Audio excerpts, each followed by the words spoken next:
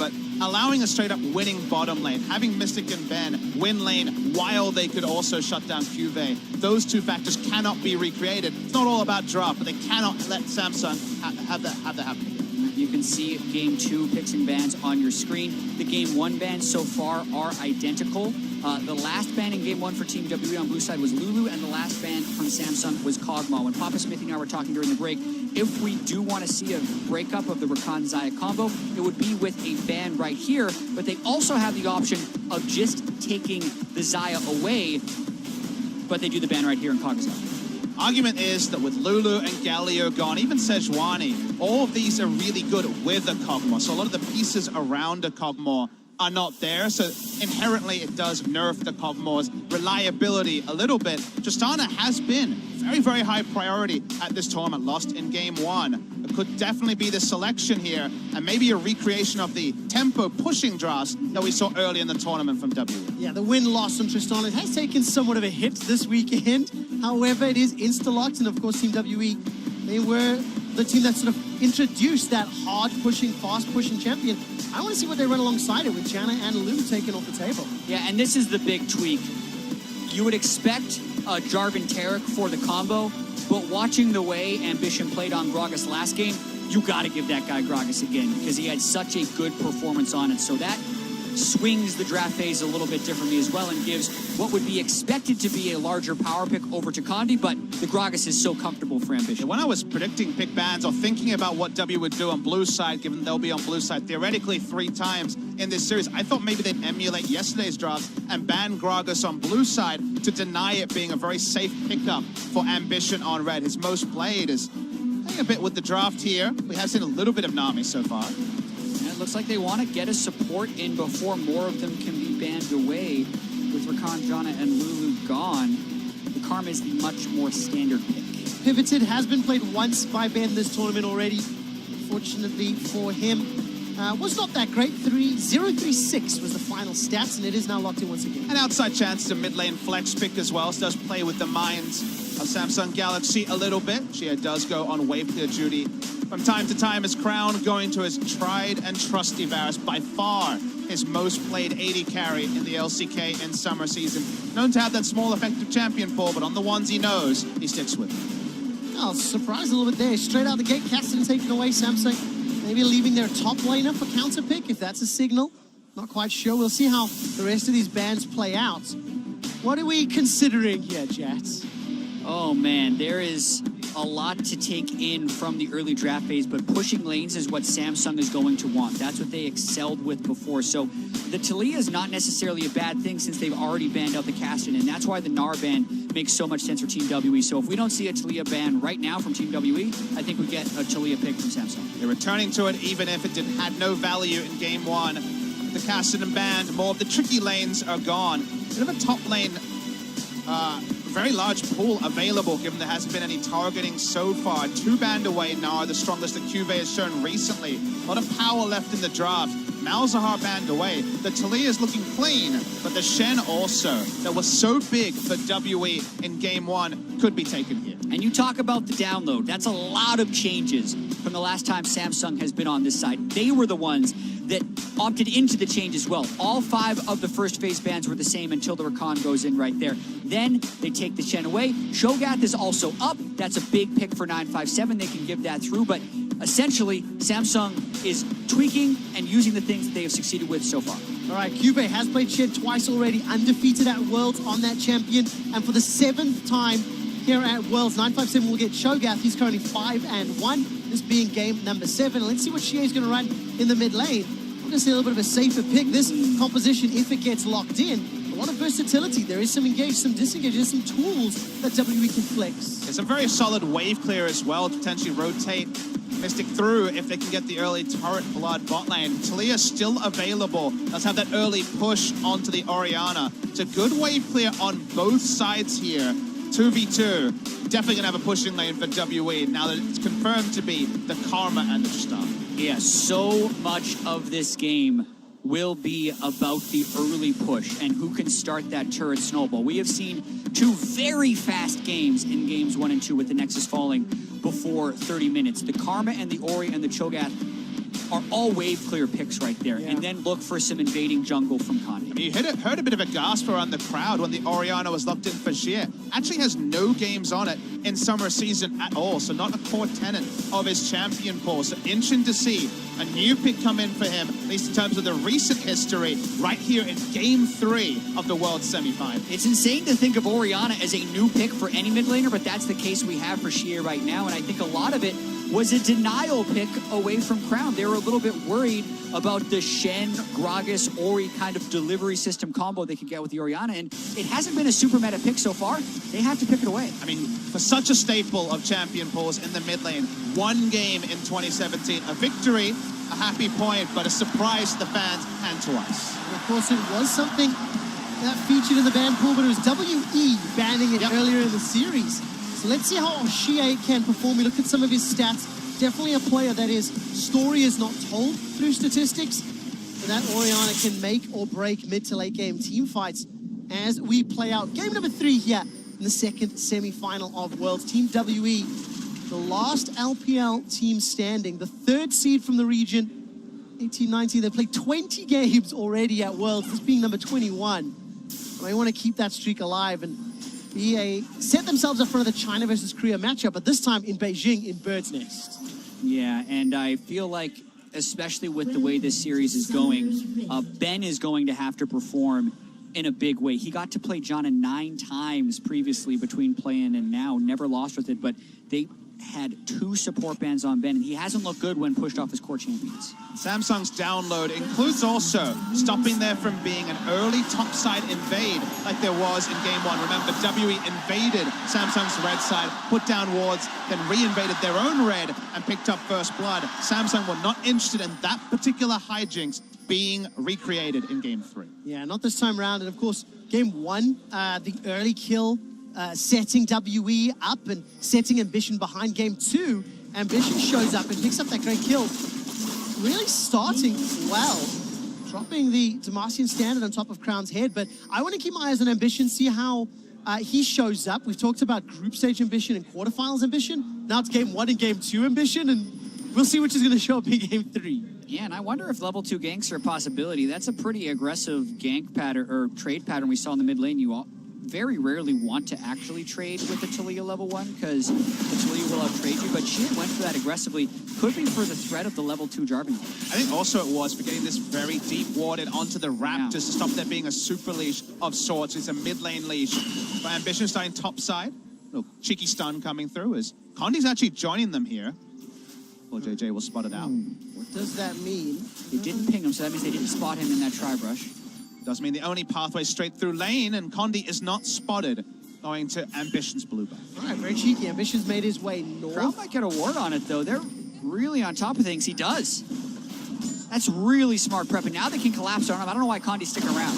All right, Condi's now going to make it away with his life. Level 2 gets the knock-up, gets a good chunk of damage down onto Crown. Forced to run for his life. No movement yet from Xie. Xie was stuck in the middle lane. Has finally moved flash for flash. 4JJ looks for Condi, but gets to summon a heal from Xie as well. This is really delicate. Crown's still level 1, trying to get into the minion wave. Picks another Thunderlord's trade. Man, these games, the action, like trading levels, has persisted across all 3, just blow for blow from minute 1. Do love the flow-on effect, though, Ja. I love the fact that it was just a bit of a feeling. Like you say, they didn't spot the Jarvan in the brush, went for a ward to deny even the gank, but they went to the next level and said, okay, we thought he was there, why not check the blue buff? Couldn't get a big advantage from it. Yeah, just credit to Crown and Ambition for being able to get those wards. Can't get the kill, but it's a pretty big advantage they potentially gained off of that. Xie also has used heal in the laning phase. Condi now flashless, so that really strong start the Team WE had in Game 1 the last time they were on blue side. It's not the case right off of this. So look at Cube, moves in, gets that Scryer's Bloom pop, places a ward down. All information completely downloaded on the side of Samsung. They've got the entire playbook available to them. Now, of course, there is somewhat of a cost because of the shenanigans. Minus 10 CS in the bottom lane, minus 8 CS in the middle lane. So Team WE has got some advantages against the pushing lane or in the lanes where they can push. I mean, bottom lane is definitely going to be painful. No flash carriage against already the advantageous pushing lane matchup of Tristana and Karma. So for now, under the turret mid lane for Samsung. Samsung ambition just being a jerk. Yeah, no doubt. And we do have to pay a lot of attention to this bottom lane. Mystic is on a scaling 80 carry like Tristan. They have the winning lane, right? If that is the key for their success, which it has been, it's on Ambition and Samsung to try and shut that down.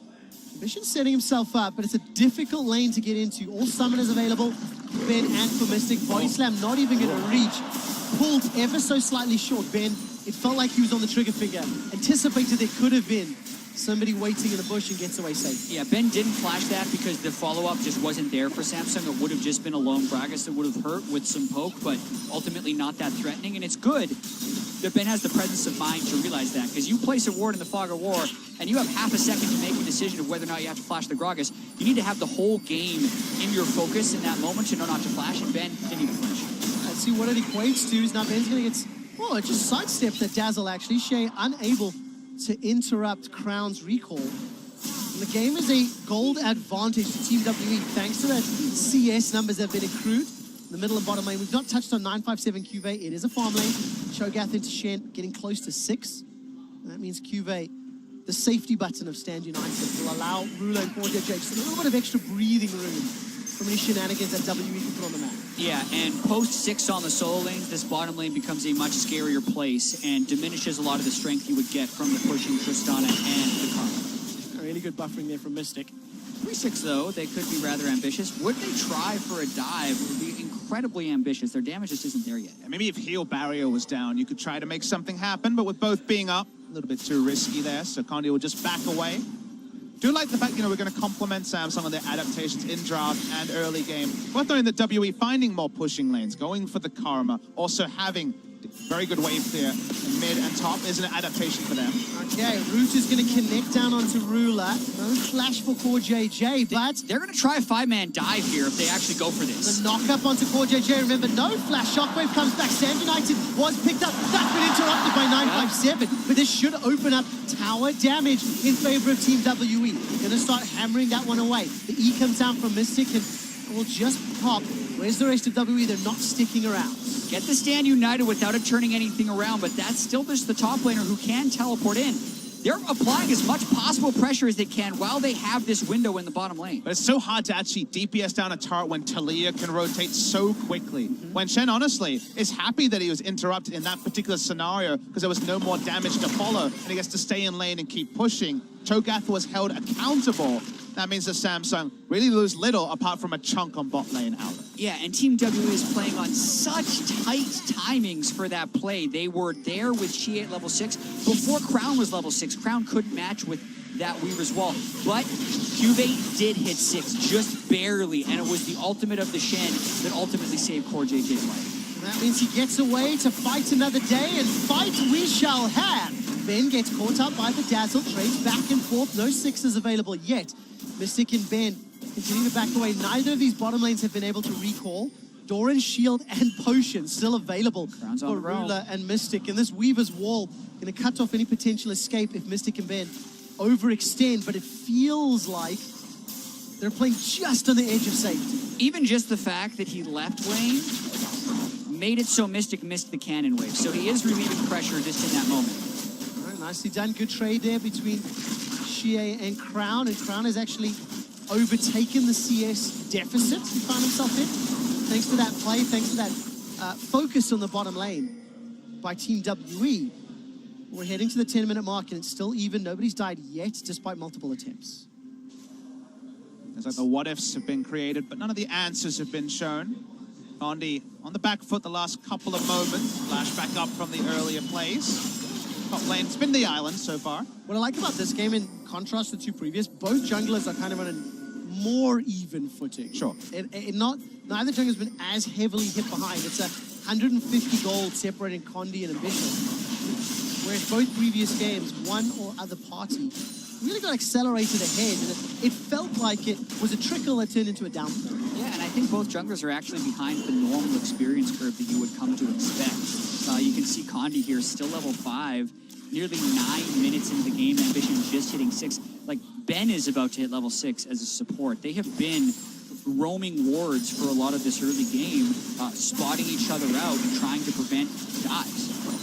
Something that's been afforded to Samsung has been the pushing advantage in the previous games, around 50% forward percentage for Ruler. Means they've been pushing under turrets in Game 1 and Game 2. WE changing up their draft means that this game they have had the forward percentage. They've been ahead of the river. Just give you a visual indicator, and it means they have a lot of priority around the bot side here, specifically around the blue buff of Samsung. Yeah, I'm going to hurt that statistic. It just popped up on your screen. And Cube also on screen just placed that blue buff or that Gromp side ward. Once again, feels like every time Cube can, he moves lane to set that up, still out farming 957's Cho'Gath, as you would expect in the matchup. And the 80 carries, by the way, still yet to back 2,500 gold on each side. So a lot of power still to be gained as 10 minutes of laning phase is not equated into the opportunity to leave that tower. Yeah, and the first person to leave the turret is going to be giving up a lot of turret damage. They're both saving up a large amount of gold to try and go. I think the sensor is potentially more important than the 80 carry, but they're going for a fight here. Oh, good interrupt by Condi. Flashed away from the shockwave. Stand United comes down. Xie and Condi now are in a fight they maybe do not want. The taunt connects onto Condi. Summoning kill has been used once again, and nobody dies. But WE forcing the Stand United. What more can they do with this? A lot of respective cooldowns on both sides. No interest from Ambition to flash until he saw the shockwave animation. Got out of that, and then Xie ran out of damage very early in the game with just a lost chapter and Merc Treads. Not going to be able to DPS down Ambition with his Balmy Cinder. Have to invest the Stand United, so maybe a play around the bottom lane they've tried previously is more reliable now for WE. Exactly. The second purely defensive cooldown that Cube has had to use of Stand United allows Mystic and Ben to continue pushing here. We said after the draft phase that the lane pressure was so critical in the success of this game, and this is a small way that Team WE is working towards that. Getting Stand United down, 957 has plenty of tools to interrupt a Shen teleport while they are trading in laning patterns, and it gives Team WE a certain level of safety bottom side. Team WE going to try use that safety. Every time we see Condi's really showing his face towards that bottom quadrant, you know, really prioritizing that lane is something we've seen a fair amount, and still no back, still no absolute tower control yet, despite Mystic and Ben trying to keep ruling Core JJ defense. That's a small point, but an extended laning phase when you're going rage bait is really important. You want to back and buy a straight up rage bait, not have the power droppers. We'll hold the point though. All right, Weaver's wall comes down. There's no real follow-up. Explosive passes on cooldown by Ambition. Ben doesn't want to play that one too risky. Flash heal over the wall. And I think the word we can use to describe all of these plays is patient. Yep. From both teams. They use the Weaver's wall right away. Ruler and Core JJ are like, but the minions, I kind of want to finish them off before. The wall's going to be there for a couple seconds, right? And they wait. And then Ben also waits until he's in risk of actually dying before flashing over the wall. That all could have been done really early, but they're trying to get the most mileage possible out of these summoner spells, and they're being very disciplined about how they use it. Oh, that's going to set us up for some exciting fights later. If anyone holds on to the trigger, Xie under risk of getting caught up by Ambition. The task is available. Body slam comes up. There's the flash. Ambition still holding on the trigger. Every single skirmish is just on the edge of safety and danger. Yeah, and she is kind of forced into trading with Crown over and over again because Crown is consistently playing to that bottom side of the map, and without his flash and with Ambition's flash being desynced, that may be where we end up seeing first blood in this game. With the gold grass we had on the screen before, both 80 carries backing without 3,700 gold, it is going to be massive purchases. Ruler should be able to straight up buy a Rage Blade. Adds it to the Ardent Sensor. Staying in lane for 12 minutes for a Rage Blade carry is insane. This is the first buy Rage Blade we've had at the entire tournament, and now the instant power level gain for Samsung cannot be matched by any items for Tristana and Karma. What is the equalizer on the other side? Mystic, obviously, Berserker's Greaves, Pickaxe, BF Sword, but Ben has completed that Ardent Sensor. Yeah, the Ardent Sensor not quite commit for Core JJ will be pivotal, but the way I look at the matchup usually is when you're against a Rage Blade carry, you get Berserker Greaves and BF Sword, you can push lanes, you can turret rotate. The recurve for a Pickaxe just kind of chilling, waiting for the Rage Blade to be complete. So it's big that WE and Samsung have been forced to stay in lane so long, and Ruler now gets a very nice one-item power spike. Yeah, I actually think, though, based on the damage amp and sustain of the Ardent Sensor, that Mystic and Ben can still win this lane. This poke doesn't necessarily mean that much when he can just sustain back up. But after another wave or two, when CoreJJ can recall to go get that Ardent Sensor, that's when you really notice that advantage. Oh, look at the damage. Full 4 autos onto that E. Rula gets chunked down, gets the heal from CoreJJ instantly. But keep your eyes on Mystic. Every auto giving that HP back thanks to the Ardent Center, and Condi is waiting in the wings. But okay, Stand United is up and available. Teleport is there for 957, and with Cuvée backing on the minimap, you have to wonder if something is being set up. Looking down, Crown and Ambition making their way. This is going to be a gigantic party if everybody continues to pull the trigger. Weaver's Wall not yet fired. Ben being flashless caused a level of uncertainty for Team WE to be aggressive, which ended up putting them in the right spot because that's what Samsung was looking to punish. But Samsung has to outnumber because of the Ardent Sensor being there, because the damage instant trades are being lost by Ruler and CoreJJ. But once again, a lot of the setup, but no payoff as the back started. Tark's going to leave now just to get the Ardent Sensor. WE are just quietly farming up this lead. You know, Mystic now nearly 26 CS up.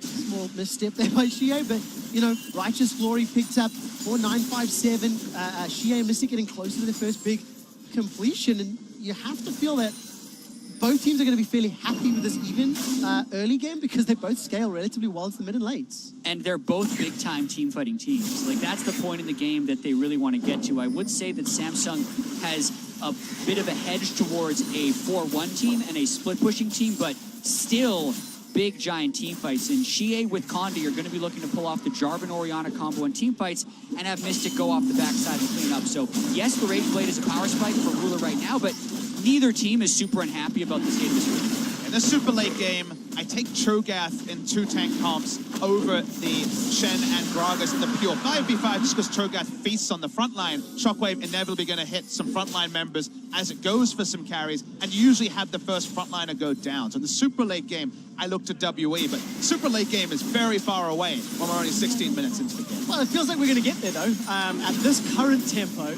neither team making a mistake yet. Oh, big burst of damage from Rula. Getting the best of that trade with that Rage Blade stack as well as the Blighted Quiver. Exactly. Keep the Rage Blade stacked up. It means one hit gives him 2 Blights. He procs it right away, and it's an untradeable thing for Mystic as he's kind of stuck under his turret at this current moment, and that's why Samsung is threatening. Keep your eyes on this dive. The latest Giving up the turret for it. The latest first blood at Worlds, gentlemen. 17 minutes and 41 seconds. A little over 70 seconds away. A tower will die before a champion does in favor of Samsung Galaxy. And what more will they take with it? They got the first dragon, they got the first tower, and Samsung are now in control of it. They couldn't get a deep ward down bot lane, so even though 957 with his trademark step out of lane, look for a teleport, there was no flank ward like the one that cost Cloud9 so dearly in game 1 of that quarterfinal. No ability to punish, so a free objective to Samsung. Yeah, and I think the threat that Samsung was putting on the turret justified Team WE backing off. But the Shen ulting in on a Taric who puts causing gradients on everyone probably would have been first blood of the game, and then also the turret for Samsung. So I think the patience of Team WE, even though it hurts to just give up first turret when you're the Trist Karma lane, it feels bad, was the right call in the moment. Well, Samsung bringing a lot of power to bear. In fact, that Crown is even threatening as well as everybody else. So continue to play out this very, very, very extended laning phase. I mean, Rula and CoreJJ, they didn't leave their tower. They want to hold on to it. They came back down. I want to see where Mystic and Ben go after they've just backed and picked up the Infinity Edge. Because it feels like Team WE, they're the ones that are making the first swap here. Mystic and Ben have left the lane. Obviously, they have no tower left to defend. Yeah, and it is a game of inches as well at this point. 18 minutes in now, no first blood, but the vision control starting to creep up for Samsung. They've already taken first turret. They're controlling the red buff. They have the dragon. They are building these advantages slowly. To maybe dive the Cho'Gath, as Cho'Gath has been sent to deal in the 1v2 and almost supreme control of the bot side to Samsung. And as long as Ruler's keeping his Ginsus fully stacked, he is so much more threatening. He's doing a great job of that with this red buff. Yeah, Team WE cannot hold into the inner turret, so the second of the game will fall almost uncontested. Shie may be cut off by Crown. They're looking for more. They're going to keep pushing. There's no reason for them to back off. All right, Shie's now joined the fight. This is a 4v3 at best. Wave clear of Orianna and Cho'Gath will buy some time. Team WE will pick up their first tower. It's still an even game in gold as we get to this 20-minute mark. And in comparison to the two previous games, where it felt like the winner had already been dictated and decided, this is obviously the most even of the series. And now we get to see who can flex their mid and late game team fighting skills. Both teams comfortable in the late game, historically within their own regions. Yeah, and right now, Samsung is doing a really good job of working around the Rageblade Power Spike. That's the one-item Power Spike that Tristana doesn't get. The Infinity Edge needs to have the static ship counterpart, and then I feel like really kicks in a high gear on the second Zeal item. So Team WE is just trying to withstand this storm, but Samsung getting more out of the Rageblade Power Spike than many teams have so far at Worlds. A lot of that from just being able to keep the laning phase going till both AD carries had over 100 CS. A jungle gank comes up, someone has to back.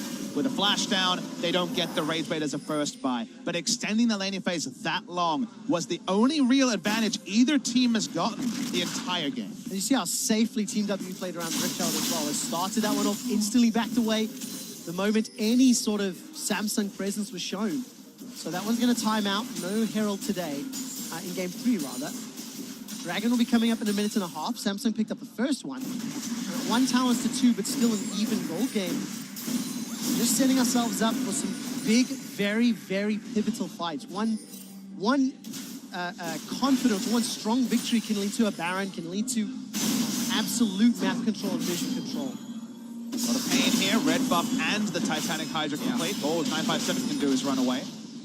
Has to completely concede the wave, which means Cuvée is free to ultimate, which then makes it more difficult for Team WE to defend this turret, knowing the Shen ultimate could come in and die. Mystic has to cede a lot of ground to rule it. And it's so important that they got first turret on bot side, because now you send the 4-man unit top side, Shen can join instantly. The Taric Ardent Sensor Baron threat is something we always talk about, but it's so real if Samsung can cement control on top side, and to me, steps towards that, get this top lane turret, take down mid, and then Baron's on the menu very short. And there's a very real chance this could be a game where we see first Baron before first blood. Oh. It depends if they are disciplined enough to set up this bottom side play, and Team WE doesn't try and orchestrate a Jarvan and Orianna play to burst in before the Taric ultimate can land, because Samsung keep prepping around this mid lane and top lane turret. They could get something to happen. It all depends if W wants to sit and defend. Mission. Well, they're going to look for it. Dead. First blood will be picked up by Ruler onto Xie, the latest of World 2017. Tower is the focus as well. Going to drop that one. Third tower of the game. But that only happened because Team WE tried to defend, in which they were not equipped to do so. The waves are out of position. That could have just been a turret and not a kill for Samsung, but they end up getting a little bit more. But for Samsung, it's surgical, Jat. This game is what they wanted to do in game 1. Disarray in the early game meant they couldn't hit their power spikes. They fell behind. They lost this game. It has been the sort of control game. Samsung are the sort of team that could win a game with 0 kill score, but they can play around side lanes well. And you talk about things like the gap, which is a big thing. We'll hold on to that point, though. Is in the mid lane, I'll hold on to the gap point because the Gragas play here, very nice. Yeah, and you can see Xie doesn't have time to react. Had maybe 0.2 of a second by the time Ambition showed before he was instantly CCG'd to death. And then they get the turret afterwards, no problem. The gap between Korean teams and other teams has closed. You can see that in this tournament, where so many games have gone to 5. Team fighting wise, there's definitely been very impressive team fighting teams outside of Korea. But guys, the one area where consistently I think SKT and Samsung show it best that Korea is advanced is in terms of playing the map, in terms of the macro play, in terms of playing around tempo, being defensive where you need to and getting big advantages on other sides of the map. Samsung have done that in game 2 and game 3. And you feel this kind of strangulation of WE, even if the kill score is so low. And you also have to wonder, though, how much advantage can Samsung get? Because they need to have a lot. They need to play around this Baron, unless WE can get the fight. Body slam was interrupted there. Condi still got Cataclysm available, but look at the Radiance. That's going to buy so much time. Now it's a 5v4. Good shockwave in reply. 957 gets the feast out. It's a 1-for-1 jungler for support. Cuvée gets a taunt up, knocked back, and Xie's dropped down. His flash means nothing. Samsung Galaxy are running away with this fight as they're trying to run Ben and Mystic down. Mystic takes a couple more volley shots to the face and ends up being a 1-3 in favor of Samsung. And there was 21 minutes of pain leading up to that moment of the surgical demolition from Samsung. WE goes for the fight, but they just don't get the clean initiation the Taric ultimate ends up going down, and they just clean house on Team WE and now have the large lead they have been building towards for so long. And the adjustment and pick of bans is no clearer than the Shen that was prioritized in the second round. The Shen able to use here, used on Ambition, huge shield coming through from both the Shen, opposed to the Colossus. Watch the Shen particularly, get the first kill onto Condi, he's all alone. The taunt here from Cuvée after the shockwave onto Gia and multiple members turns the fight that started 1-for-1. And then watching the end of this fight, the taunt chained into the seismic shove. Beautiful. What takes Chie out of the fight was still a relatively close fight before that moment, but in that big moment, they do out-execute. And look at the gold difference. So a bunch of kills, Baron secured as well, and a 5,000 gold lead. Samsung Galaxy are ahead in every single metric, and they played the map beautifully already. Now it just gets easier with Baron. And they have silenced this crowd as well. These are the demoralizing types of games you talk about. Team WE already lost with the Jarvan Galio, the dream composition for themselves. And this game, Samsung just lulled them to sleep, but are winning in all of the lanes. It was about the push. That's what we talked about. They had the push in so many different ways, and they're getting aggressive only when they need to, making it feel a little bit hopeless for Team WE. Can WE even really get on the board in this game? Because they need something to get some momentum back. Safe objectives for WE to pick up have dwindled minute after minute. Minions became harder. Their jungle camps were contested. Wards were moved up, but now with an engage comp, which is really all you can describe WE's comp as it stands right now. There isn't an engage they win. There's not a 5v5 fight, even like the Rumble Twitch that we saw in game one, that really looks realistic to go their way. And Samsung keeps pushing up, and all WE can do is be second to a rotation and hope for a Samsung mistake. Yeah, looking at the timing there, as soon as Rula and Cordia J made their way to the tower, Cuvée was waiting in the wings, potentially setting up a dive from behind. The moment there's not a clear push, go back, shove the next wave, and roam to middle. Remember that it's not been a perfect game from Samsung. The two defensive Shen ults stopped them from being picked earlier, delayed the game. The Shen's power, just in saving the couple of mistakes early game, have allowed there to be largely a good performance. But if those mistakes lead to kills, it's a very different game. Yeah, prevents any type of snowball, though, because they had it. Right? So they were playing defense where they had to so they can continue to apply the pressure in the right places. The Trist Karma still haven't taken the bottom lane turret, right? The fact that that is still standing speaks volumes to the way Crown, I feel like, was consistently living in the river in the early game on that Talia. Hurt him early on, but it made up for it later.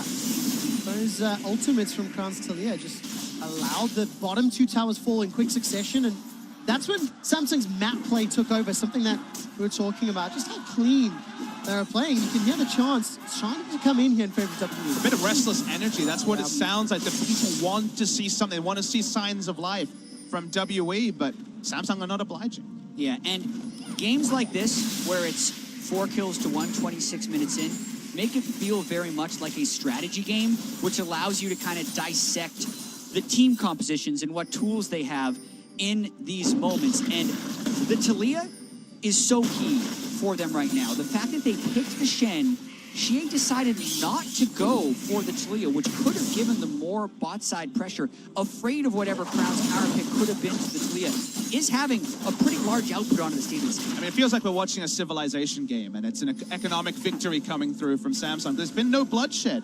5 kills, most of which were in one single fight. Otherwise, the economics show you very clearly it's only gone in one way from 15 minutes. They got standing gold. They made some mistakes with 2 defensive Shen ults before this red side graph started. And from there, it's only been one-way traffic. It has been, and now Samsung need to get through the wave clear. There is one thing a Team WE do have. Obviously, the Orion and the Cho'Gath can help, even more so in Mystic. Almost 2 shots the wave and Ruler. But man, oh man, WE now need to look for a mistake or look for a magical engage before the Cosmic Radiance land in order to turn around this gigantic goal deficit. Yeah, and I think Samsung is just in a holding pattern now until the objectives come back up. The second mountain is now up. With that 1-3-1, they pushed Team WE into defensive positions, making this Drake uncontestable. They already have good control wards in the blue buff of Team WE, which preempts the Baron Vision. Samsung, they've played this game before. They know how to start out the game.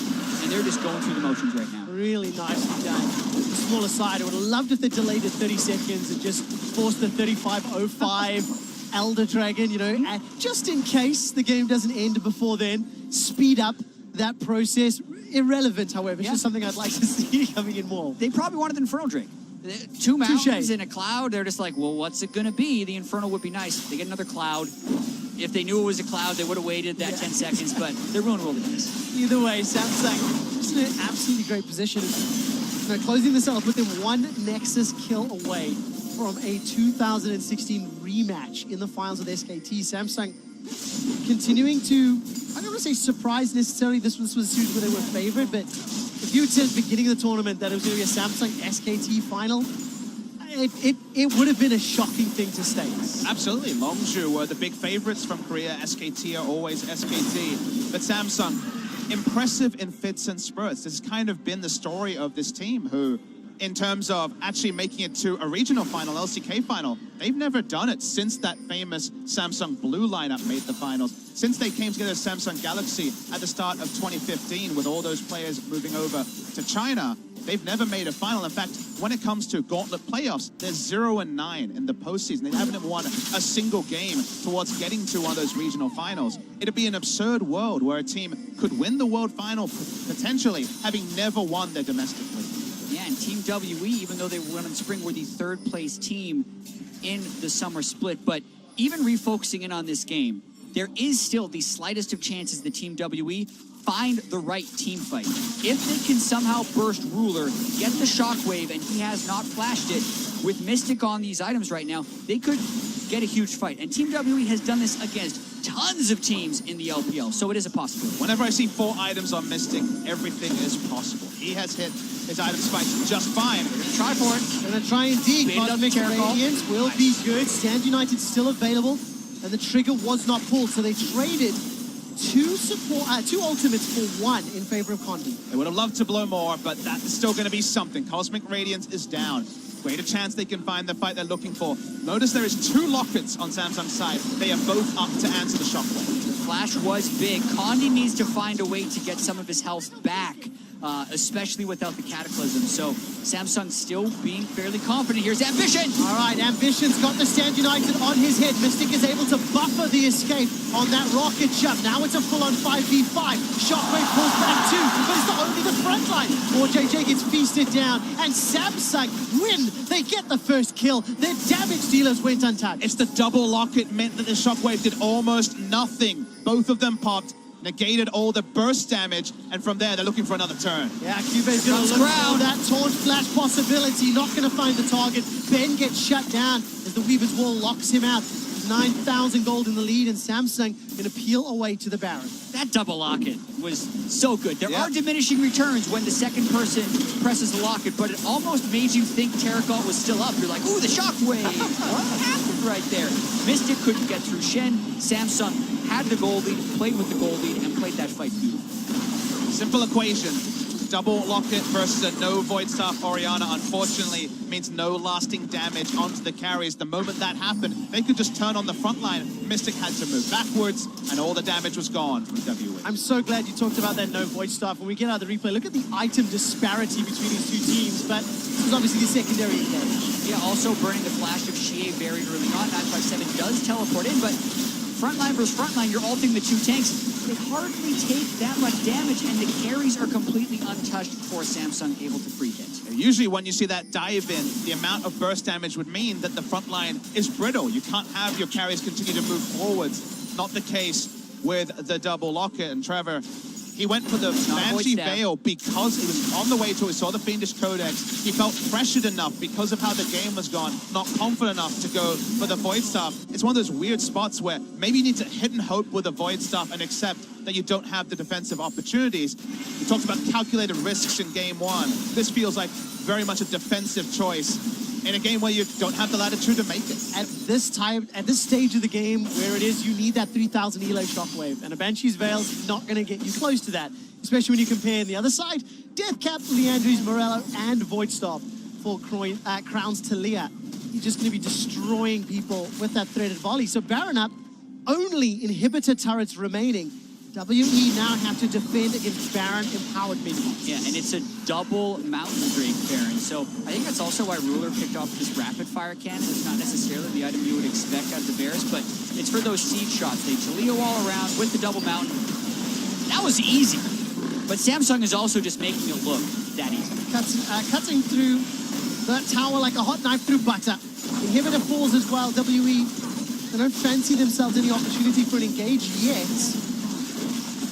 Yeah, and Team WE has probably just waited too long to find these fights. They were never able to orchestrate that right engage, and it's the gold that is really paying off right now.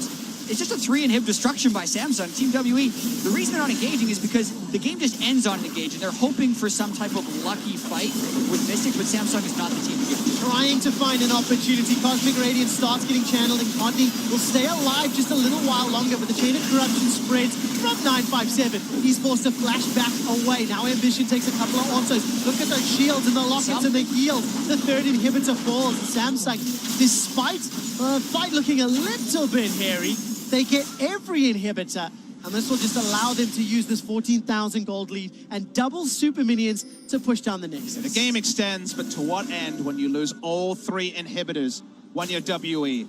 They have the teamfight tools, but they never felt confident enough to pull the trigger because they couldn't force anything out of Samsung. They're not even finding Krugs or minions or monsters in their base to find more gold. They can't close what is now feeling like an unassailable 15,000 gold lead. And Papa Smoothie, with the tempo of this game, Crown has gone to the library and picked up the same book that Faker was reading from yesterday. Got himself 9 stacks on that Magi's. 35 minutes. There's the next dragon, not an Elder. However, this game may be over before that even gets a chance to spawn, because Samsung, they have just absolutely controlled what felt like every stage of this game. It's just so demoralizing if you're WE, this team that fancy yourself in a late game team fight. You would have been happy with the pace of the game being slow, but they kept slipping. Maybe they weren't even conscious of it, but every second it slipped a little bit further, a little bit further, a little bit further. We could identify it, but it was so small at the time.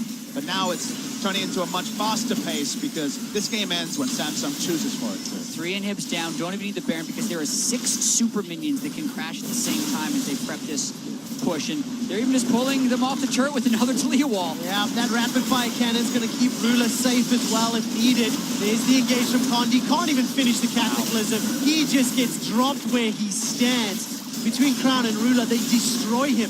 Team WE, last Bastion, last Nexus turret, last chance in a 4v5.